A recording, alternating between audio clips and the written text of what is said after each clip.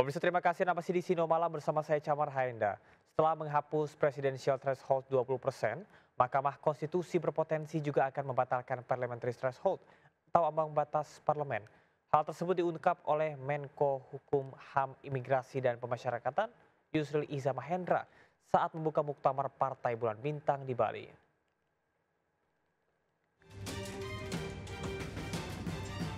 Mahkamah Konstitusi kabulkan gugatan tentang syarat ambang batas pencalonan presiden atau presidensial threshold 20%. Dengan dihapuskannya presidensial threshold, tidak menutup kemungkinan parliamentary threshold atau ambang batas untuk maju ke parlemen juga akan dihapus. Jadi ada nasih wal mansuh dalam ilmu tafsir, ada pendapat lama, putusan lama, dan ada putusan baru.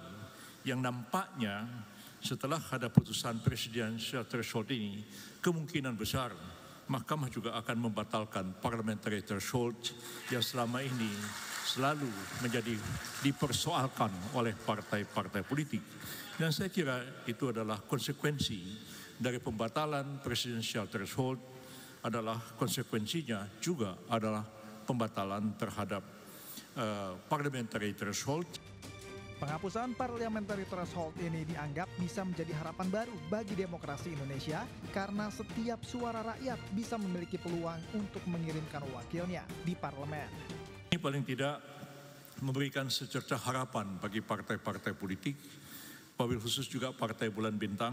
Mudah-mudahan habis muktamar ini, saudara-saudara semua mempunyai semangat yang tinggi untuk kembali menata kehidupan partai ini, ya, membenahi partai ini.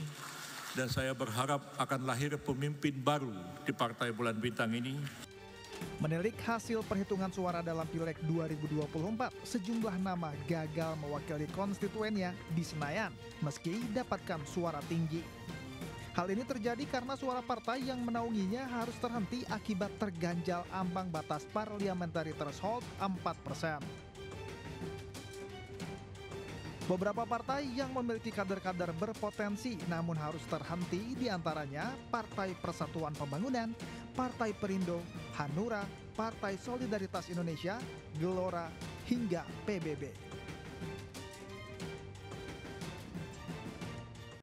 Presiden Prabowo Subianto merencanakan akan membangun sekolah khusus untuk anak-anak yang miskin ekstrim. Namun demikian, sekolah rakyat ini dinilai akan menguatkan diskriminasi perlakuan di kemudian hari. Sekolah rakyat rencananya akan dibangun untuk mereka yang termarginalkan, yang tak mendapat dukungan yang cukup di lingkungan sekolah umum. Sekolah rakyat yang digagas Presiden Prabowo Subianto tersebut akan dibuat dengan konsep asrama agar anak-anak dari keluarga miskin ekstrim mendapat lingkungan yang memadai. Infrastruktur sekolah rakyat rencananya akan menggunakan balai-balai pelatihan yang dapat digunakan untuk merintis sekolah rakyat. Rencananya akan ada 3 sekolah yang dibangun di Jakarta, Jawa Barat, dan Banten.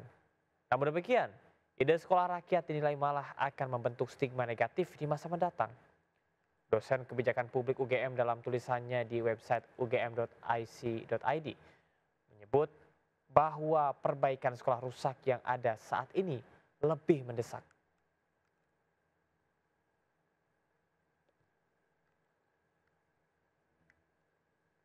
Dari semua mereka yang kita anggap punya kompetensi. Jadi saya juga udah bicara dengan Prof. Mukti, ya, kami juga minta masukan dari beberapa lagi yang lain. Karena nanti dalam pelaksanaannya bisa jadi ini murni dari pemerintah, bisa jadi ini kerjasama dengan swasta. Kalau untuk anggaran pembangunannya sendiri gimana, Gus? Untuk anggaran pembangunan? Ya masih kita lihat mana yang paling mungkin lah. Kita masih akan konsultasikan nanti ke Presiden. Kita misalnya punya beberapa balai-balai pelatihan yang sebenarnya bisa digunakan untuk merintis sekolah rakyat. Ada target nggak sih Pak dari akan dibuka di mana dan rencana kapan mungkin ada daerah khusus yang lebih diprioritaskan? Iya memang rencananya sesuai arahan Presiden dimulai di Jakarta dan sekitarnya dulu. Setelah itu nanti di tempat-tempat lain. Tapi kami ada beberapa tempat yang nanti kami usulkan jika konsepnya sudah matang. untuk waktunya kapan gitu bisa? Ya ini kita sudah mulai kan, kita sudah mulai membentuk tim, kita sudah mulai mendengarkan secara informal dari pihak-pihak yang memang punya kapasitas untuk memberikan masukan. ya. Kira-kira satu sekolah itu dari TMP berapa sih Gus? Untuk satu sekolah itu bisa menampung berapa siswa sih kira-kira? Yang pertama ini dulu, jadi memang ada beberapa usulan, ada yang mulai dari SD, ada yang mulai dari SMP, ada yang SMA, ini masih dalam diskusi gitu ya. Yang kedua ya tentu tidak banyak ya, antara satu angkatan itu misalnya 50 sampai 100 gitu. Jadi ini masih uji coba dulu, nantinya kalau sudah bisa dilaksanakan, tapi sampai tahap sekarang ini kita baru mematangkan ide itu. Daerah terpencil jadi prioritas juga nggak sih? Iya, nanti kita lihat ya, prioritasnya kita lihat, tapi yang jelas ini adalah untuk KPM, keluarga penerima manfaat dari golongan miskin ekstrim. Gus, tadi kan sempat Presiden Prabowo Subianto bertemu dengan aktor laga Hollywood Steven Seagal. Pertemuan tersebut terjadi di salah satu hotel di Jakarta bersama dengan Wamenkom Digi Angga Raka Prabowo. Aktor laga Steven Seagal mengunjungi Indonesia dan bertemu dengan Presiden Prabowo Subianto. Pertemuan itu bertempat di salah satu hotel di Jakarta Senin 13 Januari lalu. Keduanya terlihat berbincang santai sambil berjalan.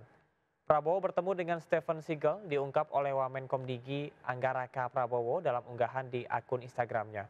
Pertemuan itu tidak diagendakan lantaran Prabowo dan Steven Seagal berada di satu hotel yang sama.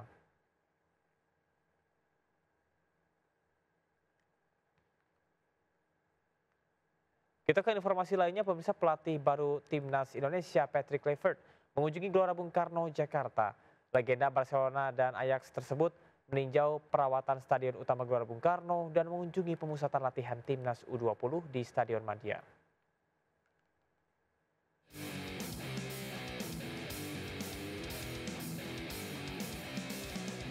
Pelatih baru Timnas Indonesia Patrick Kluivert mengunjungi Gelora Bung Karno, Jakarta. Kunjungan ini merupakan agenda ketiga Kluivert setelah menggelar jumpa pers sebagai pelatih baru Timnas Indonesia dan makan malam bersama sejumlah pemain skuad Garuda. Kluivert terlebih dahulu meninjau secara langsung Stadion Utama Gelora Bung Karno yang sedang dalam tahap perawatan, mengingat Stadion Utama Gelora Bung Karno akan menjadi kandang Timnas Indonesia khususnya saat laga menjamu Bahrain pada 25 Maret mendatang di putaran ketiga kualifikasi Piala Dunia 2026 zona Asia. Legenda Timnas Belanda itu juga menyempatkan diri datang ke Stadion Madia mengunjungi pemusatan latihan tim U20 Indonesia. Kedatangannya juga untuk memantau talenta-talenta di skuad besutan Indra Syafri itu. Rencananya Kluivert akan pulang ke Belanda dan kembali ke Indonesia pada Februari mendatang untuk memantau para pemain lokal termasuk para pemain yang berlaga di Liga 1. Dari Jakarta, tim liputan iNews melaporkan.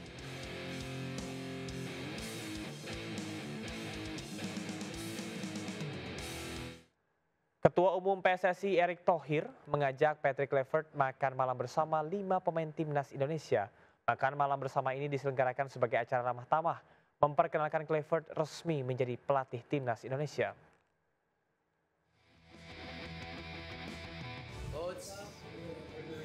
Pelatih Timnas Indonesia Patrick Kluivert sudah diperkenalkan di hadapan publik. Setelah resmi jadi pelatih, Kluivert bersama Ketua Umum PSSI Erick Thohir langsung menemui 5 pemain Timnas Indonesia. 5 pemain yang berkesempatan pada pertemuan pertama ini ada Eki Maulana, Fikri, Witan, Rizky Ridho, Ferrari, dan Ricky Kambuaya. Dalam pertemuan itu mereka nampak berdiskusi tentang perkembangan sepak bola Indonesia. Di Instagram milik Erick Thohir, Ketua Umum PSSI ini menggugah momen pertemuan tersebut sambil menyampaikan bahwa agenda ini untuk melakukan diskusi seputar sepak bola Indonesia. Selain itu ada juga informasi yang tak kalah pentingnya pemirsa. Quentin Jacoba resmi menjadi pelatih fisik Timnas Indonesia. Dirinya menjadi bagian dari staf kepelatihan di bawah arahan kepala pelatih Patrick Kluivert. Soal rekam jejak, tentu Jacoba sudah tidak diragukan lagi. Selama di Belanda, banyak pemain-pemain muda yang ditangani dirinya.